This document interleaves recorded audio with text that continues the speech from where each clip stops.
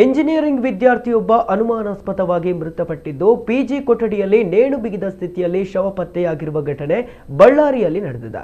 ಮೃತ ವಿದ್ಯಾರ್ಥಿಯನ್ನ 24 ವರ್ಷದ ವಿಶ್ವನಾಥ್ ಎಂದು ಗುರುತಿಸಲಾಗಿದೆ. ಪಿಜಿ ಕೊಠಡಿಯಲ್ಲಿ ನೇಣು ಬಿಗಿದ ಸ್ಥಿತಿಯಲ್ಲಿ ವಿದ್ಯಾರ್ಥಿಯ ಶವ ಪತ್ತೆಯಾಗಿದ್ದು ಮೃತನ ತಲೆ ಹಾಗೂ ಎದೆ ಭಾಗದಲ್ಲಿ ಗಂಭೀರ ಗಾಯಗಳಾಗಿರುವುದು ಕಂಡು ಬಂದಿದೆ. ಈ ಹಿನ್ನೆಲೆಯಲ್ಲಿ ಕುಟುಂಬಸ್ಥರು ಕೊಲೆ ಶಂಕೆ ವ್ಯಕ್ತಪಡಿಸಿದ್ದಾರೆ. ಸೋಮವಾರ ವಿಶ್ವನಾಥ್ ಮತ್ತು ಆತನ ಪಿಜಿ ಸಹಪಾಠಿಗಳ ನಡುವೆ ಜಗಳ ನಡೆದಿತ್ತು ಎನ್ನಲಾಗಿದೆ. ಆದರೆ ವಿದ್ಯಾರ್ಥಿಯ ಸಾವಿಗೆ ನಿಖರ ಕಾರಣ ಇನ್ನೂ ತಿಳಿದು ಬಂದಿಲ್ಲ. ಘಟನಾ ಸ್ಥಳಕ್ಕೆ ಭೇಟಿ ನೀಡಿದ ಪೊಲೀಸರು ಪರಿಶೀಲನೆ ನಡೆಸಿ ಪ್ರಕರಣ ದಾಖಲಿಸಿಕೊಂಡಿದ್ದಾರೆ.